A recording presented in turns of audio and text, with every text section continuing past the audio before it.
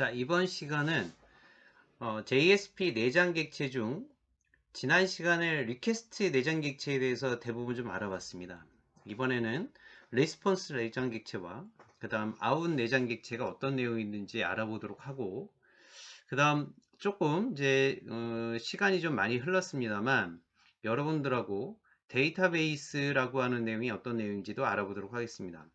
데이터베이스는 서버를 운영하는 데 있어서 가장 중요한 내용이고, 데이터 관리라고 하는 부분도 여러분들이 필드에 나가시면 굉장히 많이 활용되는 분야입니다. 더군다나 여러분들이 처리하는 데이터는 한 번 쓰고 끝나는 것이 아니라 항상 그 데이터를 관리, 저장해서 필요한 경우 언제든지 그 내용을 검색해서 분석하는 내용들이 필요하게 됩니다. 따라서 데이터베이스에 관련된 내용들은 굉장히 중요하다 할 수 있습니다. 이번 시간에는 그와 같은 데이터베이스의 가장 기본적인 내용에 대해서 알아보도록 하겠습니다. 자, 먼저 리스폰스 객체입니다. 리스폰스 객체는 리퀘스트 객체에 의해 사용자의 요청을 처리한 결과를 서버에서 웹 브라우저로 연결하는 정보를 저장하고 있는 내용입니다. 따라서 서버는 응답 헤더와 요청 처리 결과 데이터를 웹 브라우저에 보내면서 사용자가 바로 브라우저 안에서 그 결과를 보게 되는 것입니다. 이때 사용자들에 대한 요청을 처리하는 곳이 바로 JSP 컨테이너라고 하는 곳인데, 그 JSP 컨테이너 안에서는 서버에서 웹 브라우저로 응답하는 정보를 처리하기 위해서 객체 타입이 지금 나와 있는 것처럼 자바X의 서블릿 HTTP 서블릿 리스판스라고 하는 객체 타입의 리스판스라고 하는 객체를 사용을 해서 사용자의 요청에 응답을 하고 있습니다. 따라서 여러분들이 이해하셔야 될 것은 리스판스라는 내장 객체는 어떤 객체 타입이냐 하면 자바X의 서블릿의 HTTP의 HTTP 서블릿 리스판스라고 하는 객체 타입을 사용을 한다. 이와 같은 객체 타입을 이용해서 사용자의 요청을 받아서 처리하고 응답을 해준다. 이때 사용하는 객체가 바로 리스판스다 라고 하는 것을 꼭 명심하시기 바랍니다. 자, 다음으로는 아웃 내장 객체입니다. 여러분들이 아웃 객체는 브라우저에서 출력을 할 때 out.print라고 하는 메소드를 쓰셨던 것을 기억하실 겁니다. 그 안에서 쓰셨던 것이 바로 뭐냐면 웹 브라우저에 데이터를 전송하는 출력 스트림 객체가 바로 out 내장 객체입니다. 앞에서 JSP 컨테이너에 대해서 말씀을 드렸습니다. 사용자의 요청 내용을 처리하고 처리한 내용들을 사용자들한테 다시 응답해서 처리할 수 있는 그 내용 자체, 그 안의 내부가 바로 컨테이너죠. 그 컨테이너는 JSP 페이지에서 사용되어지는 모든 표현문 태그와 HTML, 일반 텍스트 이와 같은 것들을 모두 포함하고 그 내용을 아웃이라고 하는 내장 객체를 통해서 브라우저에 그대로 출력하는 내용들을 하고 있는 겁니다. 그러면 아웃이라는 객체를 이용을 해서 출력을 할 때 여러분들 아웃이라는 객체에 프린트라는 메소드를 사용하는 방법이 하나 있었고, 또 하나는 스크립트리 태그를 이용을 해서 단순히 출력하는 것이 있었는데, 그것이 바로 지금 여러분들 이 페이지에서 보고 있는 꺽쇠 퍼센트에 equal 들어가 있는 이 부분이죠. 여러분들이 아마 JSP 문장을 이용을 해서 몇 개를 코딩을 좀 하셨는데, 그때 out.print라고 하는 메소드를 사용하는 경우도 있었고, 직접 출력하는 방법으로 해서 꺽쇠 퍼센트에 equal이라고 하는 부분을 확인하신 적이 있을 겁니다. 쳐서 그 내용이 바로 뭐냐면 스크립트 태그인데, 그 태그가 바로 out이라는 내장 객체에서 지원하는 내용입니다. 자, 그렇다면 지금 앞에서 했던 리스판스 객체, 그 전에 하셨던 리퀘스트 객체, 그 다음 out이라는 이 세 개의 객체가 실제 활용되는 내용에 대해서 좀 알아보도록 하겠습니다. 앞에서 클라이언트 서버 환경에 사용자가 서버한테 요청을 보내면 그 요청된 내용을 서버가 처리를 한 다음에 사용자가 볼 수 있는 형태로 바꿔서 리스판스를 한다라는 얘기를 했습니다. 그럼 이와 같은 동작이 처리가 되어지는, 즉 첫 번째 사용자의 요청을 받고, 두 번째 서버에서 사용자 요청을 처리하고, 세 번째 요청된 내용들을 처리해서 화면으로 출력해서 사용자가 볼 수 있는 형태로 바꿔주는 이 단계를 실질적으로 하는 예를 한번 들어보면, 여러분들이 우리가 숙제로 했던 아이디와 패스워드를 입력하고 로그인이 되는 내용들이 이제 머릿속에 그려지게 됩니다.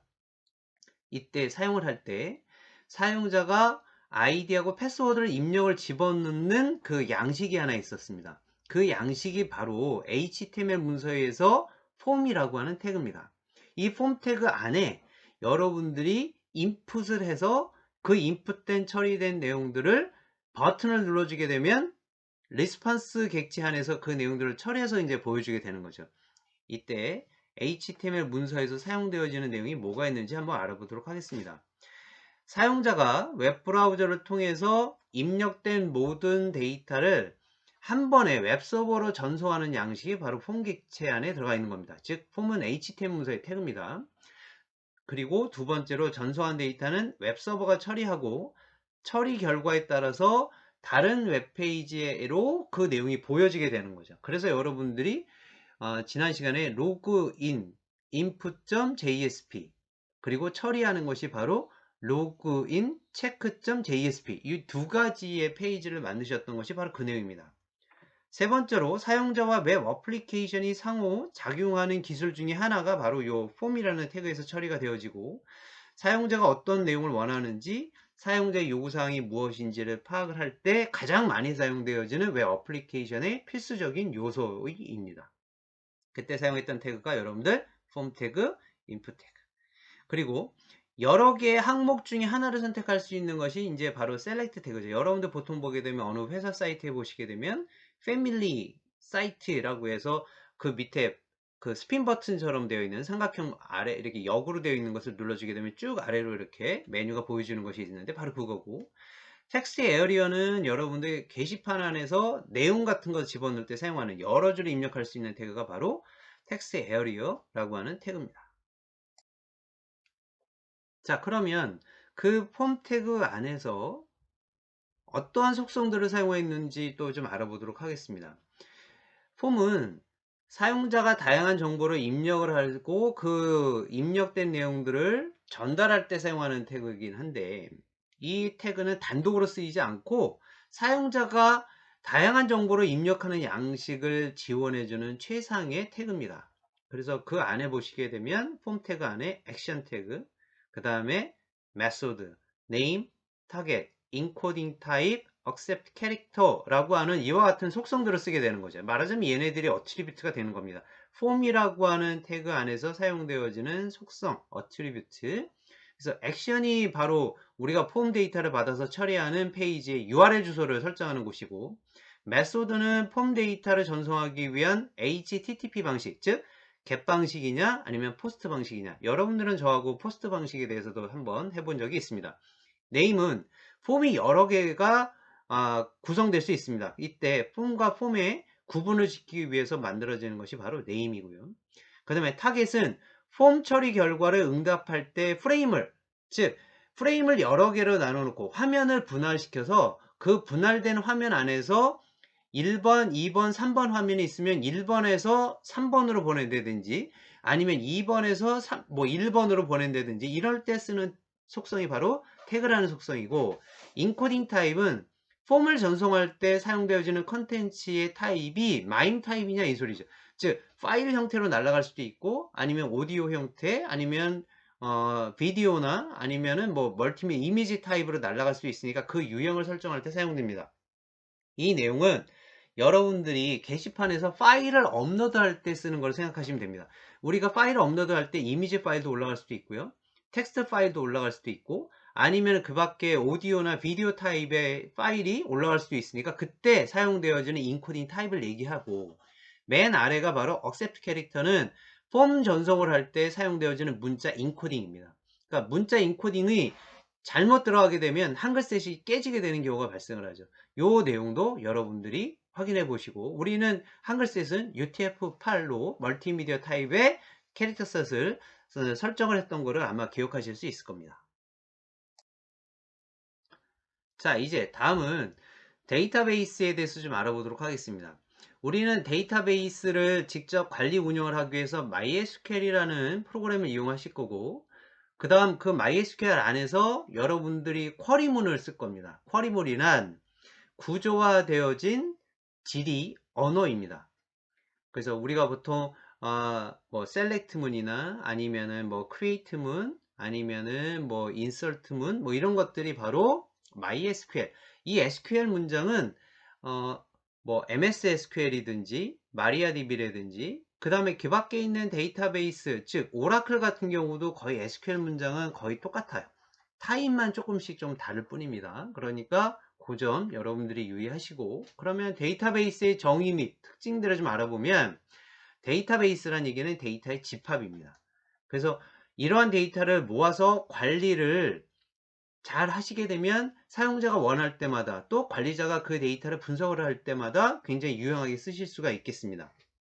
또한 이 데이터를 집합하라는 이유는 여러 명의 사용자나 응용 프로그램들이 공유할 수 있는 데이터들로 쉐어할 수 있게끔 만들어진 것들이죠.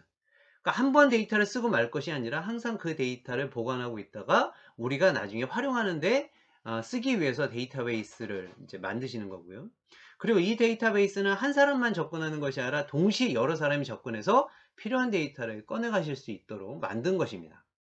따라서 데이터의 저장 공간 자체가 바로 데이터베이스입니다. 그러면 이와 같은 데이터베이스를 관리 운영을 하는 것이 바로 데이터베이스 매니지먼트 시스템이죠. 즉 데이터를 관리 운영할 수 있는 역할을 이제 데이터베이스 매니지먼트 시스템이라고 얘기하고, 그때 우리가 사용하는 프로그램이 MySQL이나 마리아DB나 오라클이나 사이베이스나 SQLite나 기타 등등 몽고DB 같은 것들, 이런 것들을 의미합니다. 그 다음 아래 얘기했던 것처럼 여러분들 SQL이라고 하는 것이 데이터베이스 매니지먼트 시스템에 데이터를 구축, 관리, 활용하기 위해서 사용되어지는 데이터베이스 언어가 되겠습니다. 자, 그러면 우리가 MySQL을 먼저 설치를 해야 나중에 여러분들이 데이터베이스에 여러 가지 작업들을 처리할 수 있으니까, 데이터베이스 중 MySQL 설치하는 방법에 대해서 좀 알아보도록 하겠습니다. 설치하는 방법은 여러분들이 워낙 잘 하시기 때문에 이 내용을 보시고 하나씩 하나씩 단계적으로 여러분들이 설치하시면 되겠습니다. 일단 MySQL이 있는 설치 파일을 다운로드할 수 있는 주소는 div.mysql.com으로 이동하시면 되고요. 이게 보통 MySQL 같은 경우에는 오픈소스 개념입니다. 그러니까 MS SQL은 마이크로소프트사에서 제공되어지는 것이긴 한데 그건 유료고요. MySQL이나 몽고DB나 SQLite나 마리아DB나 이런 것들은 전부 다 프리웨어입니다. 그중 MySQL과 마리아DB는 서로 형제기관입니다. 그래서 타입들이 똑같습니다. 단 조심하셔야 될 것은 MySQL도 돌리고 마리아DB를 하게 되면 서로 두 개가 같은 형제이기 때문에 충돌이 난다는 점, 이 점 꼭 확인하시기 바랍니다.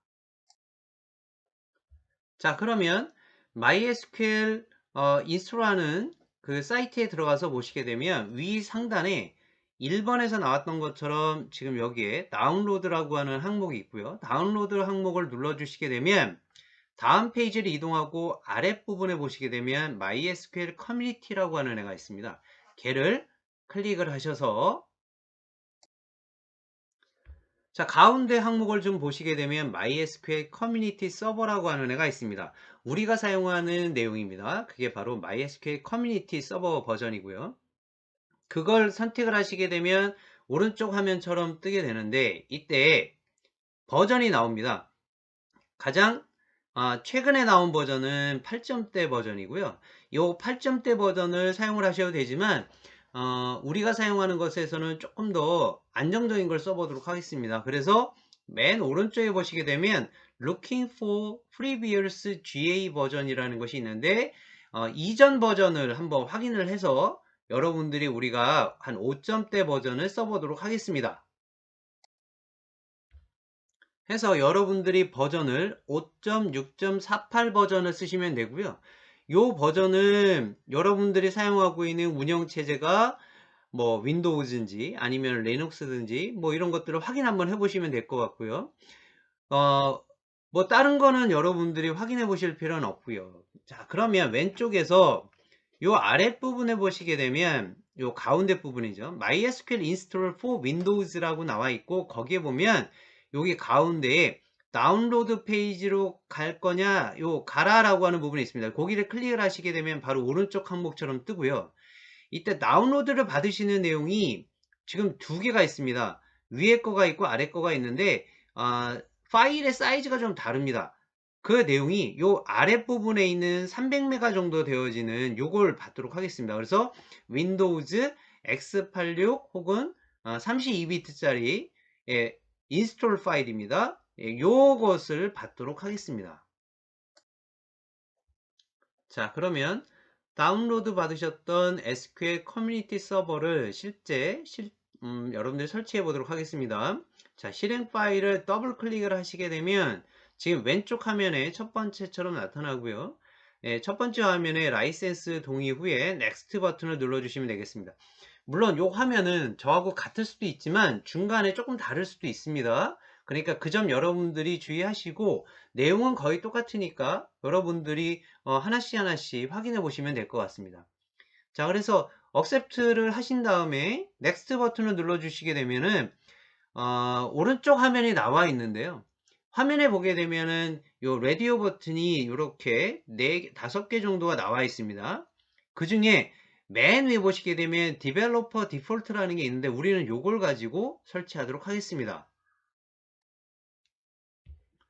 자, 다음으로 왼쪽 화면에 나와 있는 것처럼 여러분들이 지금 설치하는 내용들이 나와 있고요. 그냥 여러분들 넥스트 버튼 눌러주시고, 그 다음에 넥스트 버튼 눌러주게 되면 이렇게 경고창이 나올 수가 있습니다. 그러면 여러분들은 그냥 뭐 다른 의미가 없는 내용이니까 계속 하겠냐 라고 하게 되면 그냥 예 하고 눌러주시면 되고요. 그러면 5번처럼 화면이 나오게 되는데, 이 5번에 해당되어지는 것을 일부만 설치할 수도 있습니다. 그런데 우리는 그냥 일단 다 설치 한번 해보도록 하겠습니다. 설치 화면에서 execute라고 하는 실행을 눌러서 설치를 시작하도록 하겠습니다. 자, 그러면 계속 설치가 되어 나타나고요. 설치가 되어 나타나고, 여기 왼쪽 화면을 보게 되면 이렇게 녹색 형식으로 해서 체크되어 있는 게 나타납니다. 이런 것들이 몽땅 다 설치가 되어야지만 됩니다. 그러면 컴플리트 돼서 넥스트 버튼을 눌러주시게 되면 다음 오른쪽 화면이 나오게 되고, 이 화면에서 여러분들이 넥스트 버튼을 다시 선택해서 눌러주시면 되겠습니다.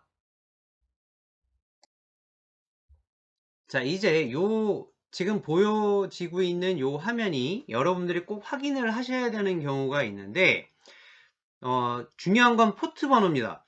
포트 번호는 기본적으로 MySQL에서 사용하는 포트 번호가 3306 포트입니다. 그러니까 요거 여러분들이 꼭 확인을 해 주시고요. 중간에 체크되는 내용들이 있으니까 뭐 다른 거는 보실 거 없고요. 이건 다 아마 디폴트로 다 설정이 되어 있을 것 같습니다. 그러니까 요거는 여러분들이 꼭 확인하시고, 그 다음 우리가 아파치 탐키 서버를 설치할 때 사용자에 대한 아이디하고 패스워드를 주지 않았는데, MySQL은 사용자 아이디하고 패스워드를 넣지 않고 넥스트 버튼을 눌러주게 되면 오류가 뜨게 됩니다. 따라서 꼭 여러분들이 여기에다가 관리자의 패스워드를 넣어주셔야 되는데, 디폴트 관리자는 루트입니다.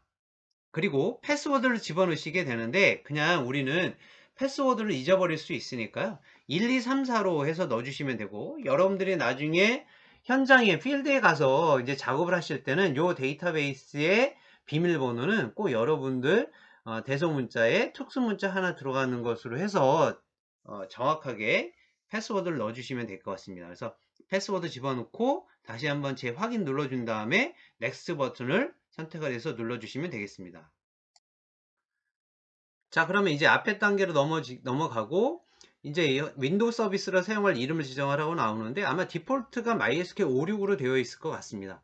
그러니까 그냥 여러분들 그냥 쓰시면 되고, 그 다음에 그 라디오 버튼에 나와 있는 것들을 그냥 스탠다드 뭐 그냥 시스템 어카운트라고 해서 그냥 누르시고 그냥 넥스트 버튼 눌러 주시고요. 그 다음에 이제 맨 마지막에 서버에 컨피그레이션을 적용시키는 단계만 남았습니다. 그래서 이 단계를 전부 다 적용시키겠다라고 하는 execute 버튼을 눌러주시면 되겠습니다. 자, 이제 설치가 다 끝나고 나면 설치 완료가 되어지고 피니시 버튼 눌러주시면 되고요. 여러분들이 지금 이제 MySQL이 정상적으로 이제 뭐 설치가 됐는지 화면을 확인해 보시려고 하게 되면, 자, 여러분들 컴퓨터에 윈도우 메뉴에 가셔서 시작 프로그램을 눌러 주시게 되면 여기 MySQL이라고 하는 항목이 있고, 이 스핀 버튼을 클릭해 주게 되면 그 안에 있는 내용들이 쭉 나타남을 확인해 보실 수 있습니다. 자, 그러면 여러분들이 설치하셨던 MySQL에서 여러분들의 명령 프롬프트를 이용을 해서 직접 명령을 통해 MySQL이 정상적으로 설치가 되었는지, 로그인은 되는지 한번 확인해 보도록 하겠습니다. 자, 일단 명령 프롬프트가 열려져 있는 상태에서 MySQL, 그 다음에 U라고 하는 것은 유저 옵션이고요. 아까 우리가 관리자의 아이디는 루트로 디폴트 값으로 들어가 있었습니다. 그리고 P는 패스워드 옵션입니다. 해서 엔터를 치시게 되면 엔터 패스워드라고 해서 패스워드를 넣으라 라고 하는 내용이 나오고, 우리는 아까 하셨던 1, 2, 3, 4를 집어넣으시고 엔터를 빵 치게 되면 명령 프롬프트가 MySQL로 바뀌어지게 되고요. 이제 MySQL 서버로 원격 접근이 된 겁니다. 따라서 여러분들이 이 내용들을 좀 화면을 좀 정확하게 보실 필요가 좀 있고요. 그 안에서 그러면 MySQL 프롬프트가 뚝 떨어지고 난 다음에 여기서부터는 이제 명령어가 쿼리문이 이제 들어가게 되는 거죠. 따라서 이 안에 기존에 만들어져 있는 데이터베이스들이 몇 개가 있을 텐데, 그 내용을 보는 명령어가 바로 뭐냐면 여기 show라고 하는 명령어고, 데이터베이스가 한두 개가 아닐 테니까 데이터베이스 S 복수형으로 해서 엔터를 빵 쳐주시게 되면 기존에 처음에 설치되었던 데이터베이스들에 대한 내용들이 쭉 화면에 나타나게 됩니다. 자, 해서 데이터베이스 항목들을 확인해 봤더니 데이터베이스들이 이렇게 나와 있죠. 이 데이터베이스의 목록은 여러분들하고 저하고 좀 다를 수 있습니다. 아마도 여러분들이 기본적으로 설치가 되어져 있으면 인포메이션 스키마라고 하는 데이터베이스와 퍼포먼스 스키마, 그 다음에 아마도 테스트나 월드 패스워드 정도만 있는 것을 확인해 보실 수가 있고요. 여기 내용이 전부 다 현재 커런트 현재 있는 데이터베이스들이 되겠습니다. 자, 그러면 여러분들이 이 기존에 만들어져 있는 데이터베이스를 사용할 게 아니라 혹시 여러분들이 여러분들 자료를 별도로 모아서 데이터베이스를 하나 생성시킨 다음에 그 내용을 처리하기 위해서는 데이터베이스를 하나 만들 필요가 있습니다. 이때 사용하는 쿼리문이 바로 create라고 하는 것이고, create의 데이터베이스 하나 만들겠다. 이때 데이터베이스 이름이 뭐다? 스마트다. 이렇게 해서 해주시고, 나중에 만들어진 데이터베이스를 확인하실 때는 앞에서 얘기하셨던 말씀드렸던 show라고 하는 SQL 문장을 써서 show 데이터베이스 하시게 되면 기존에 만들어져 있는 데이터베이스와 여러분들이 지금 만들었던 데이터베이스명이 화면에 나타남을 확인하실 수 있고요. 그 다음 다 작업이 예를 들어서 끝나고 나갈 때는 그냥 나가시는 게 강제 종료하는 것이 아니라 exit라고 하는 명령어를 넣어주시고 세미콜론, 항상 문장을 쓸 때 맨 마지막에 문장의 끝은 세미콜론입니다. 그래서 데이터베이스를 종료하고 나가실 때는 exit하고 세미콜론을 찍어 주시게 되면 데이터베이스에서 빠져나가게 됩니다. 자, 이제 앞에서 했던 내용들과 앞으로 해야 할 내용들에 대해서 잠깐 짚고 넘어갈 내용들이 있어서 지금 이 내용들을 확인하고 가겠습니다.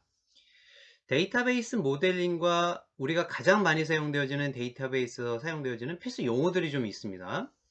그 중에 데이터베이스 모델링, 이 내용이 어떤 내용인지 좀 알아보도록 하고요. 이 내용은 분석과 설계 과정에서 가장 중요한 과정 중에 하나가 바로 데이터베이스 모델링입니다. 즉, 현실 세계에서 사용되어지는 데이터를 MySQL에다가 어떻게 옮겨 놓을 것인지를 결정하는 과정이 바로 데이터베이스 모델링입니다. 즉, 설계 부분이 해당되겠죠.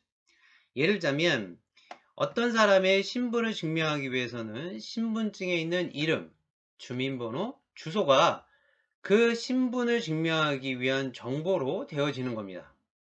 두 번째, 만약에 판매할 제품이 있는데 그 제품을 컴퓨터에 넣어서 그냥 넣어서 관리를 한다라고 하게 되면 어떻게 될까요? 제품의 이름, 가격, 제조일자, 제조회사, 남은 수량 등을 MySQL이라고 하는 데이터베이스 매니지먼트 시스템에다 넣어서 그 현황들을 우리가 볼 수 있게끔 하는 거죠. 이런 것들을 어떻게 모델링 할 것이냐라고 하는 것이 바로 데이터베이스 모델링입니다. 자, 다음으로 그럼 이런 내용들을 할 때에 많이 사용되어지는 용어들이 나와 있습니다. 이 내용은 과제로 드리도록 하겠습니다. 여러분들이 지금 나와 있는 이 내용들은 굉장히 많이 사용되어지는 거라서 데이터베이스를 하는 데 있어서는 아주 그냥 기본적인 내용들입니다. 데이터가 뭔지, 테이블이 뭔지, 데이터베이스나 데이터베이스 매니지먼트 시스템, 우리가 이제 필드라고 얘기하고, 그 다음에 이거는 보통 이제 레코드라고 얘기하는데 얘가 뭔지, 그 다음에 데이터 형식이 뭔지, 행이 뭔지, 그리고 기본키, 외래키, 필드, 요와 같은 내용들, SQL 같은 것들, 이런 내용들은 여러분들이 꼭 용어를 알고 가셔야지만 되겠습니다. 그래서 나중에 수업 시간이나 아니면 현장에서도 이런 얘기들은 그냥 자연스럽게 나오게 됩니다. 그런데 그때 프라이머리 키, 기본 키가 뭔지도 모르고 외래 키가 뭔지도 모르게 되면 서로 커뮤니케이션이 안 일어나겠죠. 따라서 이러한 내용들을 여러분들이 꼭 정리해 볼 필요가 있습니다. 자, 그러면 데이터베이스를 구축, 관리, 활용하는 전체 절차를 좀 확인해 보도록 하겠습니다. 일단 여러분들이 MySQL을 설치했고 그 MySQL 안에서 데이터베이스를 생성하고 테이블을 생성한 다음에 그 안에 데이터를 집어넣습니다. 그리고 그 데이터를 집어넣고 난 다음에 그 데이터를 언제든지 필요할 때마다 조회를 하거나 활용을 할 수 있는 거죠. 각각의 그와 같은 내용들을 처리하고 난 다음에 여러분들은 혹시 테이블 외에 다른 데이터베이스 객체를 활용할 수가 있습니다. 이럴 때가 바로 데이터베이스 백업이나 관리할 때 이제 사용하는 것이죠. 또 하나는 이렇게 구축된 내용들이 사용되어지는 플랫폼 환경입니다. 즉 응용 프로그램 안에서 구축된 데이터를 웹 서비스에서 쓴다든지 아니면 앱에서 쓴다든지 아니면 다른 시스템 환경에서 쓴다든지 이런 것들을 이제 여러분들이 기본적으로 아셔야 되는 거죠. 따라서 MySQL을 설치하고 그 안에서 데이터에 관련된 여러 가지 관리를 하기 위한 생성, 그 다음에 입력, 조회, 활용 같은 것들을 하고 그런 것들을 데이터들이 다른 곳에서 활용하기 위해서는 혹은 나중에 데이터에 대한 유지 관리 때문에 백업을 한다든지 아니면 환경들, 응용 환경들, 모바일 환경, 아니면 웹 서비스 환경, 아니면 앱 환경 이런 기타 등등에 해당되어지는 것을 머릿속에다가 그려 놓으시고 그리고 그 안에다가 데이터베이스 모델링을 하시고 그 모델링한 결과를 이용해서 여러분들이 설계를 처리하는 거죠. 자, 이제 앞에서 여러분들이 MySQL에 대해서 간단한 내용들을 해보셨습니다. 이제 직접 여러분들 MySQL을 이용해서 데이터베이스를 설계하고 만들고 데이터를 어떻게 활용하는지 예를 한번 확인해 보도록 하겠습니다. 자, 앞에서 먼저 MySQL을 설치하시고 난 다음에 명령 프롬프트를 실행을 시키셔서 로그인을 해 보도록 하겠습니다. 자, MySQL 유저 옵션에 관리자의 아이디는 루트입니다. 그리고 P라고 하는 옵션은 패스워드고요. 그 다음 패스워드는 1, 2, 3, 4로 앞에서 설정을 했습니다. 자, 하시게 되면 MySQL 서버에 여러분들이 원격으로 로그인을 한 상태고 이때 프롬프트가 이와 같이 MySQL 프롬프트로 바뀌는 것을 확인해 보실 수 있습니다. 자, 그러면 MySQL 서버 안에 기존의 데이터베이스들이 뭐가 있는지 한번 확인해 보게 되겠습니다. 자, show라는 명령어를 쓰시고요.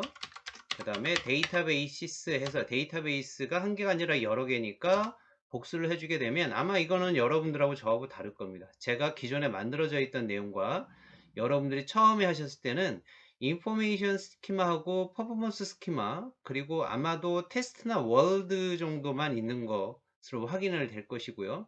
저는 몇 개를 더 만들어서 확인했기 때문에 아마 이 데이터베이스의 종류, 개수는 여러분들하고 저하고 다를 것 같습니다.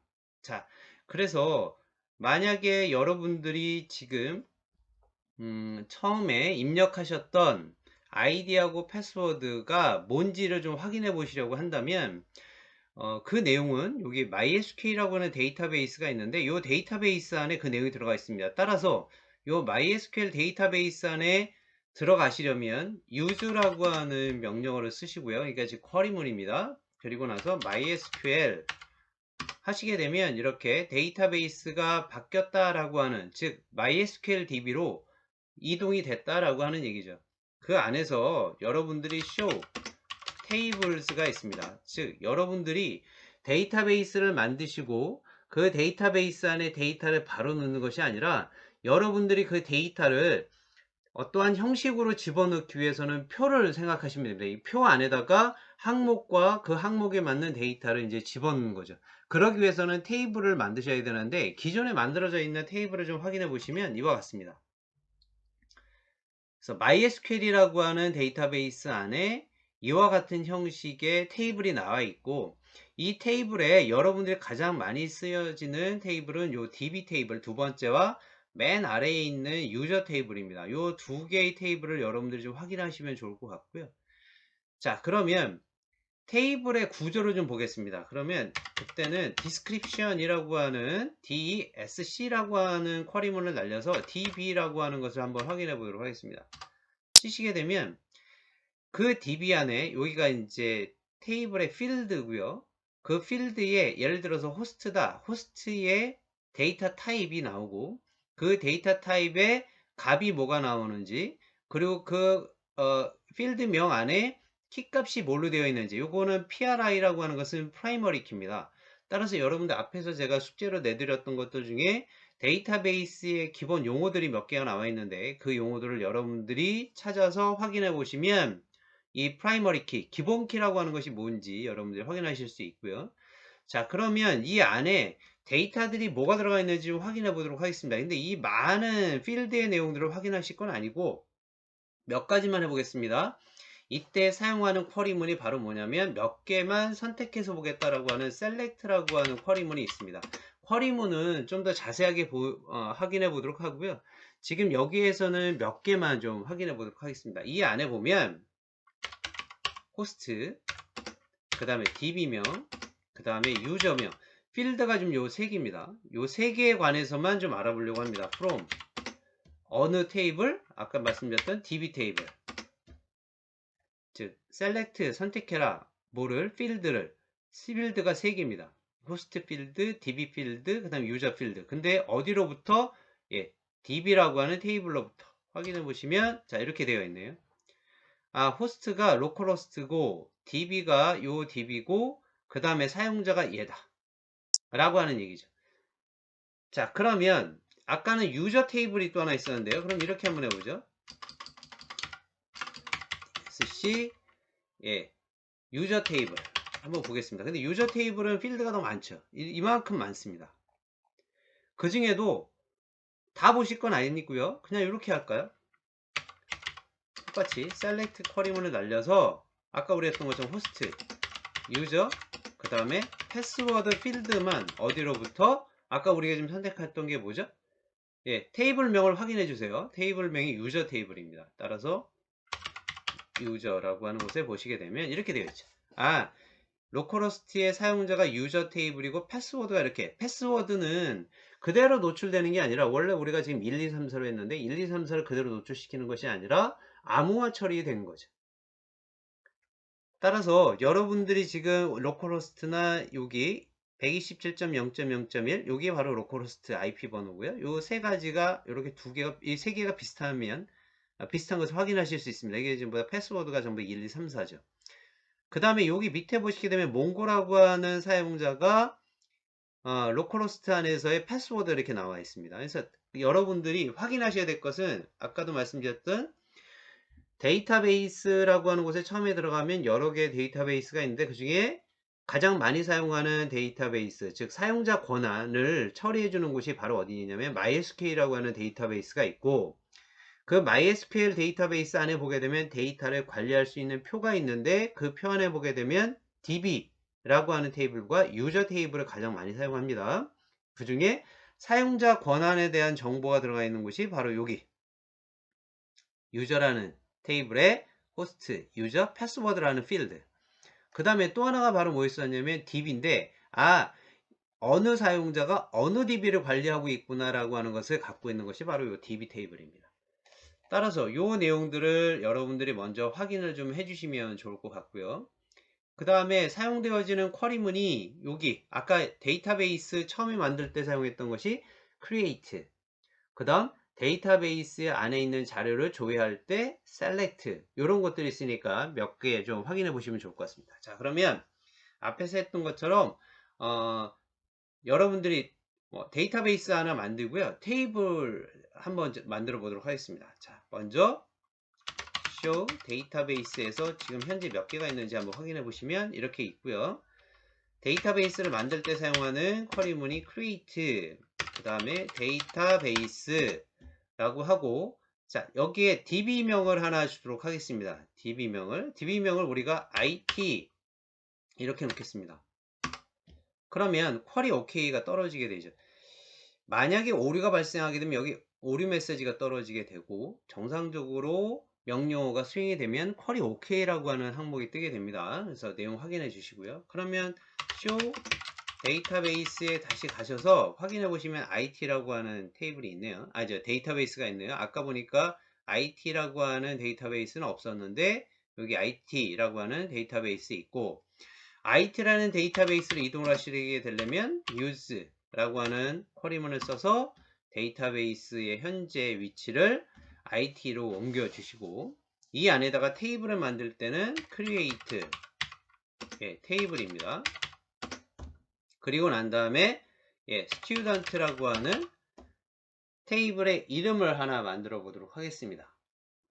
그리고 나서 요 안에다가 내용을 이제 집어넣는데, 여기 안에 이제 필드를 넣게 되는 거죠. 필드를 일단 학생들이라고 하면은 뭐 이렇게 할까요? 멤버 아이디 라는 필드, 그러니까 학번이죠. 말하자면 멤버 아이디를 넣고, 이때 멤버 아이디의 데이터 타입, 그러니까 우리가 보통 학번은 이제 숫자로 생각하시면 되는데, 나중에 학번 앞에다가 뭔가 A반, B반 뭐 이런 거 넣을 수도 있으니까 이걸 그냥 캐릭터로 받겠습니다. 캐릭터로 집어넣는데 이게 고정형으로 가거나 아니면 바 캐릭터라고 해서 유동으로 가거나 이렇게 갈 수 있거든요. 그러니까 유동형이란 얘기는 우리가 예전에 컴퓨터 언어 시간에 배우셨던 것처럼 아예 사이즈를 잡고 가느냐 아니면 유동적으로 그 메모리의 사이즈를 잡고 가겠냐라고 하는 개념과 같습니다. 그래서 요 데이터 타입은 또 따로 설명을 좀 드리도록 하고요. 이때 크기가 얼마냐? 네, 한 요 30바이트 정도 잡도록 하겠습니다. 그리고 이 데이터가 꼭 있어야 되느냐 없어야 되느냐 라고 하는 개념이죠. 그래서 보통 무조건 데이터는 있어야 된다라고 하게 되면 not null, 공백이 있으면 안 된다, 데이터가 꼭 들어가 있어야 된다 라고 하는 얘기고, 자, 다음번에는 이름이 들어갈까요? 멤버, name, 이것도 이름은 바 캐릭터로 들어가겠네요. 그래서 50글자로 넣고 데이터 이거 무조건 들어가야 된다 이렇게 들어갈 수도 있고요.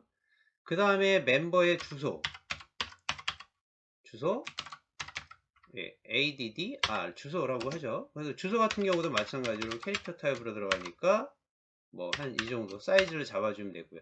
그리고 얘는 주소는 있어도 그만 없어도 그만이라고 치고, 그 다음에 한 가지 조심하셔야 될 것은 나중에 이렇게 데이터들이 하나만 쓰는 것이 아니라 데이터와 데이터들을 서로 연관해서 쓸 수가 있습니다.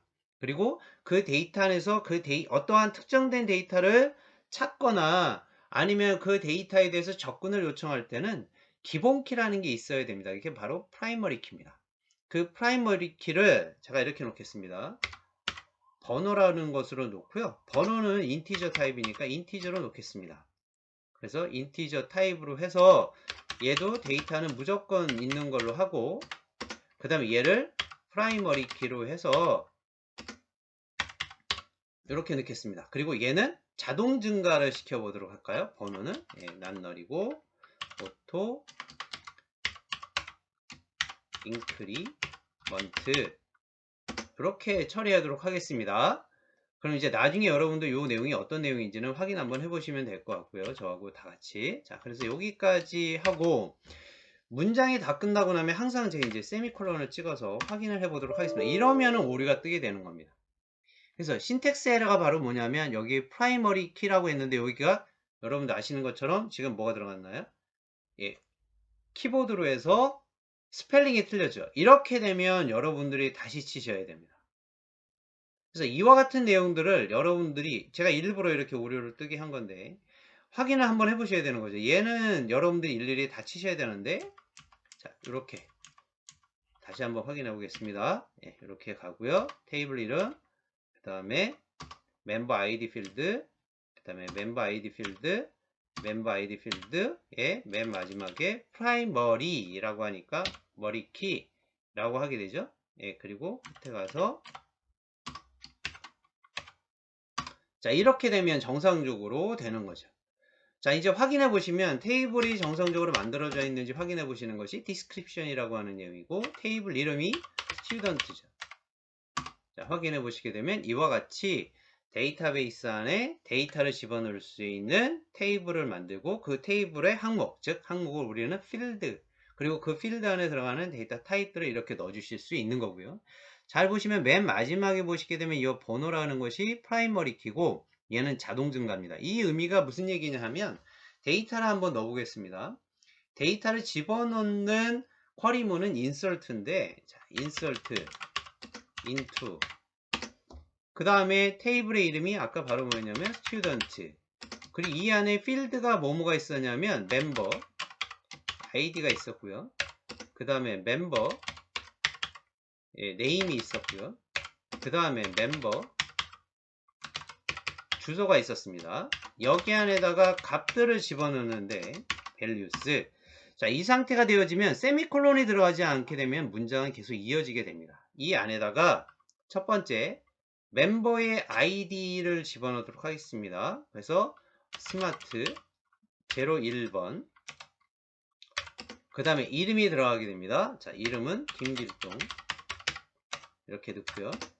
그 다음에 주소가 들어가게 되죠. 네, 경기도 파주시. 자, 그 다음에 원래 NO가 들어가야, 넘버가 들어가야 되는데 그 내용은 안 넣겠습니다. 자, 해서 엔터를 치게 되면 이것도 역시 문제가 생기는데, 여기 보시게 되면 incorrect string value라고 해서 지금 우리가 여기 화면상에는 분명히 여기 텍스트가 들어갔는데 이 텍스트가 인식이 안 된 겁니다. 따라서 여러분들이 요 내용이 무슨 내용인지 찾아서 정상적으로 데이터가 한글 데이터가 들어갈 수 있도록 해주시기 바랍니다. 요거는 과제로 제가 드리도록 하겠습니다. 자, 앞에서 여러분들 오류 같은 것을 아마 여러분들이 거의 대부분 다 해결을 하셨을 텐데, 에러는 이와 같습니다. 에러 1366이라고 하는 에러가 뜨면서 incorrect string value라고 하는 내용이 떴습니다. 이것은 이제 한글 문자 셋이 맞지 않아서 뜨는 에러입니다.